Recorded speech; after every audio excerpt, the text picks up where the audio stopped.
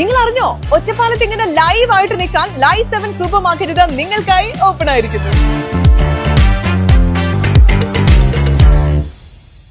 അപകടങ്ങൾ തുടർക്കഥയാവുന്ന ഒറ്റപ്പാലം നഗരസഭാ ബസ് സ്റ്റാൻഡിൽ നിയന്ത്രണം ഏർപ്പെടുത്താൻ ഉത്തരവിട്ട് മനുഷ്യാവകാശ കമ്മീഷൻ. ഇനിയൊരു അപകടം ഉണ്ടാവരുതെന്നും ഉത്തരവിൽ പറയുന്നു. കഴിഞ്ഞ വർഷം മാർച്ച് 30-നാണ് ഒറ്റപ്പാലം ബസ് സ്റ്റാൻഡിൽ അമിത വേഗത്തിൽ അശ്രദ്ധയിൽ പാഞ്ഞുവന്ന ബസ്സിടിച്ച അതിഥി തൊഴിലാളി മരണപ്പെട്ടത്. ഇതിനു മുൻപും ബസ്സുകളുടെ വേഗത കാരണം അപകടങ്ങൾ ഉണ്ടായിട്ടുണ്ട്. ഈ അപകടങ്ങളുടെ പശ്ചാത്തലത്തിൽ ലഭിച്ച പരാതിയിന്മേലാണ് മനുഷ്യാവകാശ കമ്മീഷൻ ഉത്തരവ് ഇറക്കിയത്.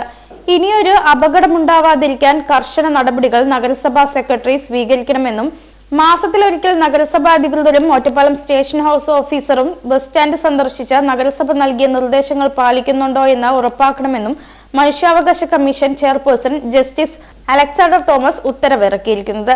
മെയ് 29-ന് കമ്മീഷൻ പാലക്കാട് നടത്തിയ സിറ്റിംഗിൽ നഗരസഭ അസിസ്റ്റന്റ് സെക്രട്ടറി ഹാജരായി അപകടത്തിനു ശേഷം ചേർന്ന ട്രാഫിക് റെഗുലേറ്ററി കമ്മിറ്റി യോഗത്തിൽ തീരുമാനിച്ചിരുന്ന പോലെ ബസ്സുകളുടെ അമിത വേഗത തടയുന്നതിനായി റബ്ബർ ഹമ്പ് നിർമ്മിച്ചതായും കമ്മീഷനെ അറിയിച്ചു. യാത്രക്കാർക്ക് ബസ് സ്റ്റാൻഡ് യാർഡിൽ പ്രവേശിക്കാതെ തന്നെ ബസ്സിൽ കയറുന്നതിനും മറ്റുമായി കടമുറികളുടെ വരാന്തയ്ക്ക് അഭിമുഖമായി ബസ്സുകൾ പാർക്ക് ചെയ്യുന്നതിന് പുനഃക്രമീകരണം ഏർപ്പെടുത്തിയിട്ടുണ്ട്. ദിശാ ബോർഡുകളും സ്ഥാപിച്ചിട്ടുണ്ട്. യാത്രക്കാർ നേരിട്ട് യാർഡിൽ പ്രവേശിക്കാതിരിക്കാൻ ഡിവൈഡറുകളും സ്ഥാപിച്ചിട്ടുണ്ട്.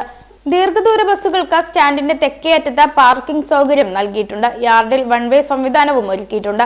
പോലീസ് നിരീക്ഷണവുമുണ്ട്. ഒറ്റപ്പാലം നഗരസഭാ കൗൺസിലർ സി സജിത്ത് നൽകിയ പരാതിയിലാണ് ഉത്തരവ്.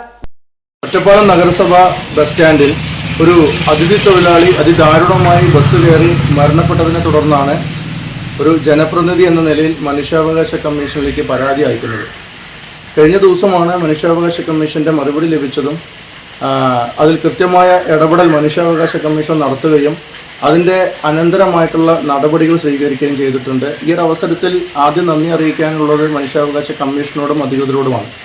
ഒറ്റപ്പാലം നഗരസഭ ബസ് സ്റ്റാൻഡിൽ അതിഥി തൊഴിലാളി മാത്രമല്ല പല ആളുകൾക്കും അപകടം സംഭവിച്ചിട്ടുണ്ട്, ആളുകൾ മരിച്ചിട്ടുണ്ട്.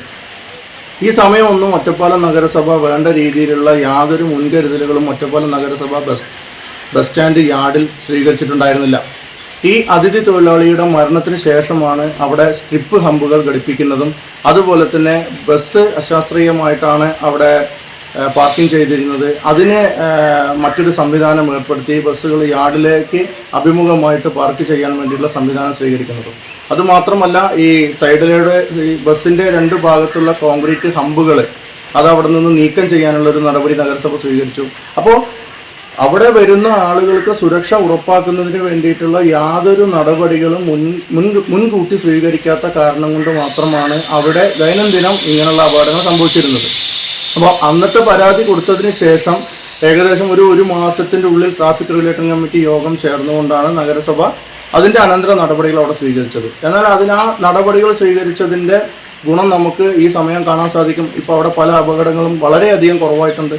പണ്ട് പല ദിവസങ്ങളിലും ആളുകൾ വീഴുകയും അതുപോലെ തന്നെ ബസ് തട്ടുകയും പിന്നെ അതിദാരുണമായ ഈ അതിഥി തൊഴിലാളി മരിച്ചടക്കമുള്ള സംഭവങ്ങൾ ഉണ്ടാവുകയും ചെയ്തിട്ടും ഇതൊന്നും കണ്ടിട്ടും കേട്ടിട്ടും കണ്ണടച്ചുകൊണ്ട് ഇരുട്ടാക്കിയിരിക്കുന്ന സമീപനമായിരുന്നു ഒറ്റപ്പാലം നഗരസഭ സ്വീകരിച്ചത്.